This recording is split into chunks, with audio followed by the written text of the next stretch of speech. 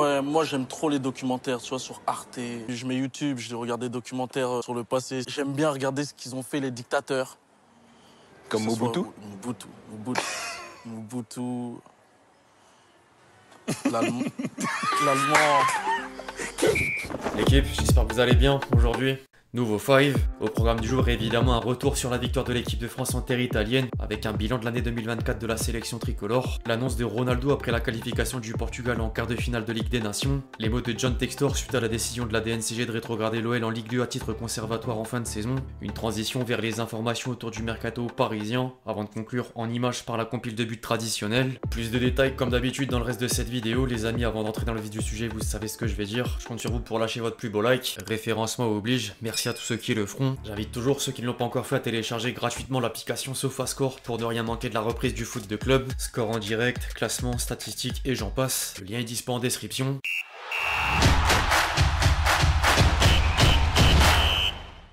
Ils l'ont enfin fait. L'équipe de France a depuis quelque temps causé un désamour d'une grande partie de supporters français par manque de spectacle. Mais la dernière de l'année sonne presque comme une référence. Les Bleus sont allés chercher la première place du groupe en Italie grâce en partie au duo Rabiot-Digne. Le milieu marseillais s'est offert un doublé de la tête sur 2 passes décisives du joueur d'Aston Villa, lui-même à l'origine d'un chef-d'œuvre de coup franc. La presse italienne aura d'ailleurs montré de la déception devant la performance de la squadra Azzurra avant de regretter le départ de Rabiot des terrains de Serie A. Si l'équipe de France réitère le match d'hier dans l'état d'esprit ou l'engagement, rien n'est impossible. Plus qu'une première place, c'était un match pour la fierté. On voulait la victoire et une revanche car on avait perdu contre eux en septembre. Ce genre de match, on sait qu'on peut les remporter si on fait les choses comme il faut. C'est de la confiance pour nous. Quand on joue en équipe et qu'on fait les efforts, on peut faire de grandes choses. C'est digne de l'équipe de France. La déclaration de Maignan est juste, mais la dernière phrase pouvait s'apparenter à un pic envers certains joueurs que Deschamps tenait à effacer dans la foulée. Je sais que dans la vie, il peut y avoir des gens négatifs, des gens tordus. Mike parle avec son cœur, n'allez pas interpréter des choses. Il parle des joueurs qui étaient là. Vous partez déjà sur des trucs, ce sera repris, vous ferez des débats, ce que vous voulez. Si vous voulez reparler de Kylian, c'est compliqué pour lui, laissez-le tranquille et je suis convaincu qu'il retrouvera la pleine possession de ses moyens.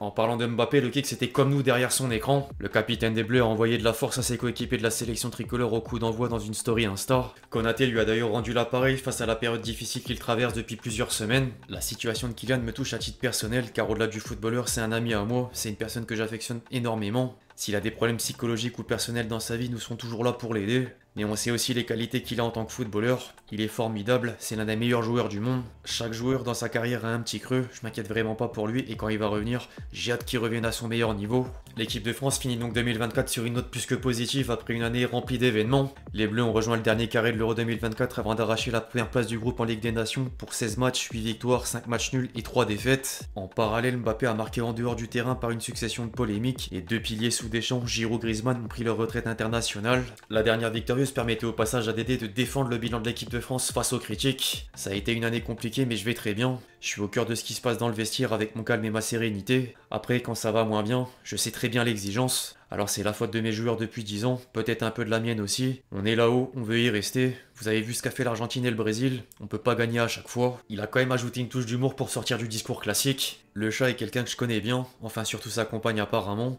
Elle était là encore ce soir donc ça va. La fameuse chatte à Dédé.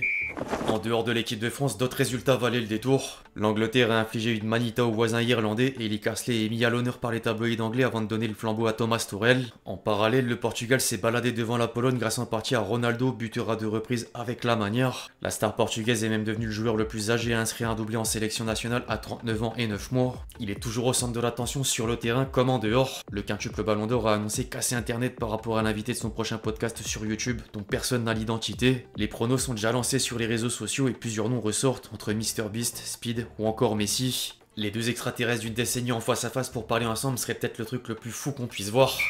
Bon, qui dit fin de trêve internationale dit retour du foot de club. Absolument tout le monde est ravi de la transition, mais les supporters lyonnais auraient sans doute préféré reprendre la Ligue 1 avec moins d'inquiétude suite à la décision de la DNCG d'une rétrogradation de l'OL en Ligue 2 à titre conservatoire. Le club rhodanien sera de nouveau sujet à un encadrement de la masse salariale et une interdiction de recruter jusqu'à la remise à niveau des comptes par John Textor. Le président lyonnais s'est néanmoins montré rassurant en conférence de presse. Nous avons été transparents, mais ils veulent pas regarder les informations de nos activités en France. Ils se limitent à la filiale. Nous avons un problème d'information avec le commissaire aux comptes et la DNCG. Je pense pas qu'ils soient experts sur la bourse de New York. On a des experts qui vont mettre leur nom sur notre introduction en bourse. À la DNCG, il y a des gens intelligents, mais ils travaillent dans un système et ne veulent pas regarder à l'échelle globale de ce qu'on fait. Confiant mais quand même surpris du verdict. On n'a pas eu d'explication complète sur la décision, on est surpris. Je pensais recevoir une lettre confidentielle pour travailler ensemble. Nous avons conclu qu'ils n'avaient pas confiance en nous. Nous avons sollicité 5 banques reconnues dans le monde entier. Nous sommes dans une dynamique de transformation. J'ai des problèmes avec la DNCG, c'est une leçon pour moi. Pour un capitaliste américain, la DNCG n'existait pas avant. Nous sommes très optimistes sur notre modèle. Le successeur de l'AS tenait d'une autre part à régler ses comptes avec certains dirigeants du foot français. Je suis confiant dans nos chiffres. Je peux jamais être confiant dans la façon dont un organisme de réglementation considère ces choses. Je crois que la DNCG est indépendante de certaines pressions que vous constatez,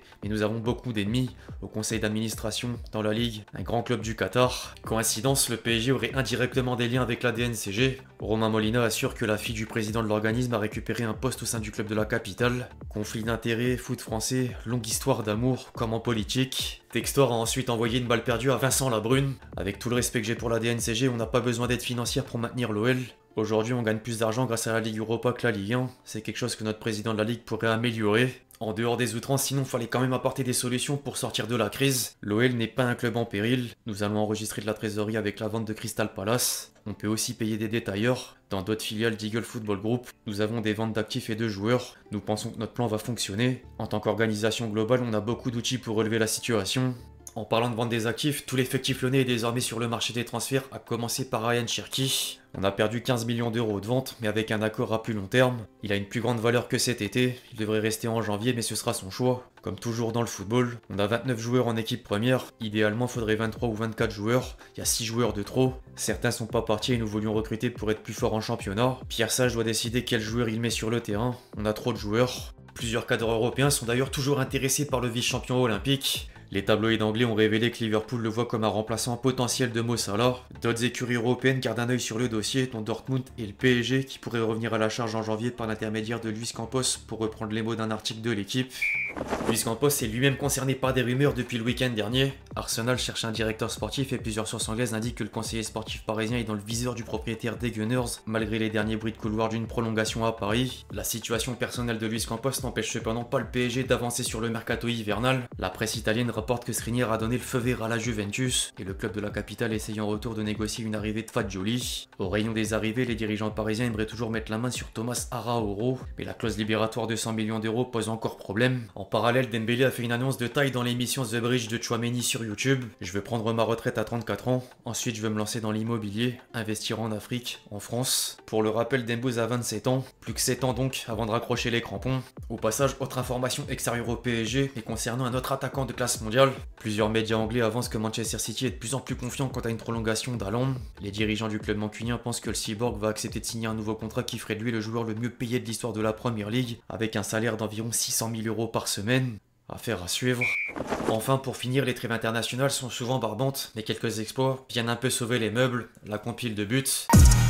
Et encore, là encore, il va faire mal, il va faire très très mal, Antonio Nusa de moments comme ça de solitude.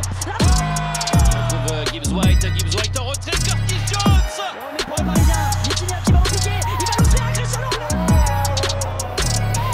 Wirtz, il est bien frappé.